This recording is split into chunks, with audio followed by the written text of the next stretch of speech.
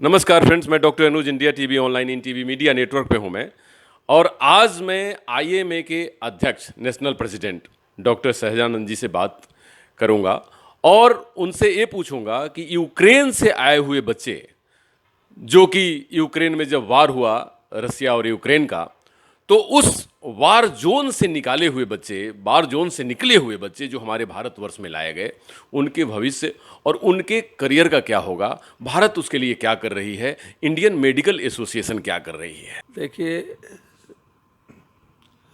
ये घटना बहुत दुखद है, सबके लिए है, पूरे देश के लिए, पूरे वर्ल्ड के लिए। जी अब स्थिति है कि जो डॉक्टर वहाँ पढ़ने गए थे, जी गवर्नमेंट ऑफ इंडिया ने जो वहाँ से पास किया, उनको इंटर्नशिप करने का प्रोविज़न यहाँ दे दिया। जो फाइनल ईयर पास करके आ रहे हैं उनको सब इंटर्नशिप दिया जा रहा है। इंटर्नशिप उनको हर स्टेट मेडिकल काउंसिल रजिस्टर्ड कर रही है, प्रोविजनल रजिस्ट्रेशन। बाद में यदि स्क्रीन टेस्ट पास करेंगे तो उनको परमानेंट रजिस्ट्रेशन होगा और प्रैक्टिस करेंगे। बाकी लड़के जो second year, third year, first year के लड़के थे, उस समय आईएमए के लोग थे, रिक्वेस्ट किया गया था गवर्नमेंट ऑफ इंडिया से कि इंडिया में कहीं ना कहीं उनको एडजस्ट किया जाए, किसी न किसी मेडिकल कॉलेज में उनको पढ़ने की सुविधा दी जाए। लेकिन उस समय गवर्नमेंट ऑफ इंडिया तैयार इसलिए नहीं हुई कि हाँ, थोड़ा सा कन्फ्यूजन हो गया है कि यदि चाइना से पास करके लोग आ जाएं, रशिया से पास करके आ जाएं और अदर कंट्री से, और सब चाहेंगे रहने के लिए, तो प्राइवेट मेडिकल कॉलेज या गवर्नमेंट कॉलेज में कैसे संभव है सबको एडजस्ट करना। दूसरा, बहुत से जो मेडिको पढ़ रहे थे उन्होंने भी आवाज़ उठाया कि हम तो कंपटीशन से आए हैं, ये लोग कैसे हमारे कॉलेज में पढ़ाएंगे। इसी के चलते गवर्नमेंट नहीं कुछ कर पाई है। लेकिन अभी सुनने में आया है कि यूक्रेन के अगल बगल जितने भी कंट्री है, सब में यहाँ के बच्चों को पढ़ने का परमिशन दे दिया है और बहुत लोग जा भी रहे हैं। यहाँ यह अभी पता चला है यूक्रेन में भी इसकी पढ़ाई शुरू होने वाली है। तो बच्चों को चाहिए कि जहाँ भी मिले जल्द से जल्द डॉक्टरी पास करे, स्क्रीनिंग टेस्ट दे और जिस स्टेट के लोग हैं आगे प्रैक्टिस करें। सर, उसमें सुरक्षा की बात होगी अगर वो बाहर जाते हैं तो, क्योंकि वो वार जोन जैसा स्थिति वहाँ बनी हुई है, तो क्या उसके लिए आईएमए कुछ ऐसा सोचेगी या कुछ ऐसा है योजना में? नहीं, हम लोग आए में उस समय मीडिया के माध्यम से और प्रिंट मीडिया के माध्यम से गवर्नमेंट को रिक्वेस्ट किए थे कि जो भी हमारे डॉक्टर या मेडिकोज वहाँ हैं उनको ठीक से यहाँ लाया जाए।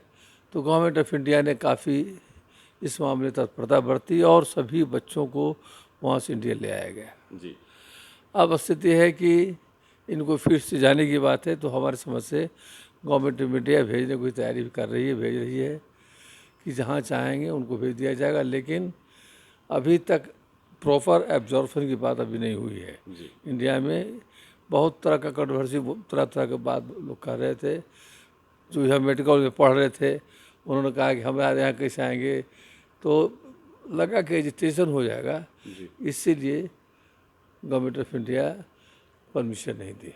जी सर, एक चीज़ और, क्योंकि इन हाउस इन इंडिया के अंदर भी बहुत सारे स्टेट्स और बहुत सारी ऐसी जगहों पे आती है बात की डॉक्टर्स को सुरक्षा, या डॉक्टर्स जब ट्रीटमेंट करते हैं तो वो एक भाव होता है कि लोग ठीक हो जाएं, लेकिन लोगों में एक समझ की थोड़ी कमी होती है कि क्या वो डॉक्टर्स को ही किसी भी चीज़ों के लिए जिम्मेवार मानने लगते हैं। तो उसके लिए आईएमए का क्या रोल है कि हमारे ऑल ओवर इंडिया में डॉक्टर प्रोटेक्टेड हों और वो बेस्ट सर्विस दे सकें?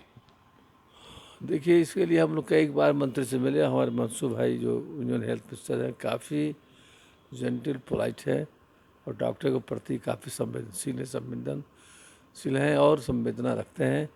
उनसे कई एक बार गए, उन्होंने कहा था, हमने कहा कि सर यदि आपको सेंट्रल लॉ बनाने में दिक्कत हो रही है तो जो पैंडमिक के समय में था उसको आप एंडेमिक कर दीजिए, सब दिन के लिए कर दीजिए।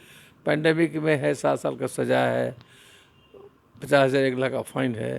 तो उसी तरह से सब दिन जो आदमी तोड़फोड़ करे, किसी हॉस्पिटल में बदमाशी करे, तो उनको जिस पेंडेमिक के समय में प्रावधान था 7 साल का सजा और 1-1.5 लाख का फाइन, 50,000 का फाइन, यदि उतना भी यदि हो जाता है तो डॉक्टर को काफ़ी रिलीफ होता है।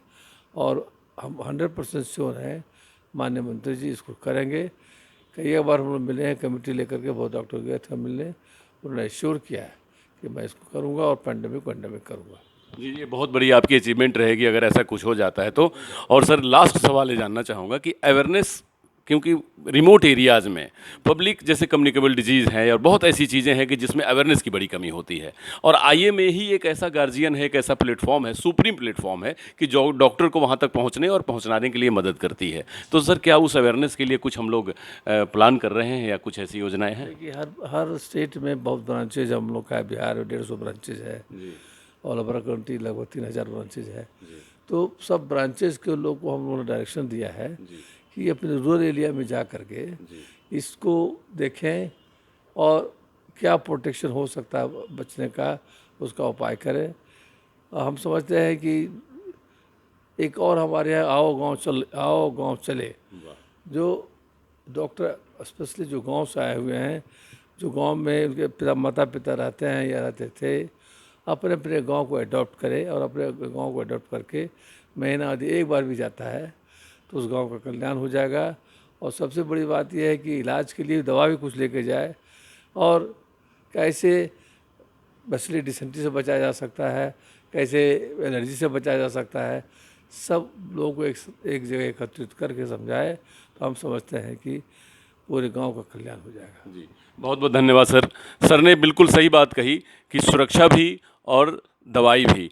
डॉक्टर्स के प्रोटेक्शन को लेकर के सर ने बहुत बेबाकी से कहा कि हमने सरकार से बात की है, वो योजना जल्द पास होगी और पैंडेमिक के समय जो रूल थे वो रूल लागू होंगे। अवेयरनेस के बारे में सर ने कहा कि डॉक्टर्स चलो गांव की ओर। एक तो महात्मा गांधी जी का जैसा सेंटेंस था कि हम सब लोग गांव की तरफ बढ़ें तो हमारा भारत गांव का देश है, बहुत विकसित होगा। तो हमारे लोगों के इलाज के लिए भी चलो गांव की ओर सर का एक सेंटेंस है, और जो हमें ऐसा लगता है कि अगर ऐसी हो जाए तो भारत में गांव गांव तक डॉक्टर्स और मेडिसिन की कमी नहीं रहेगी।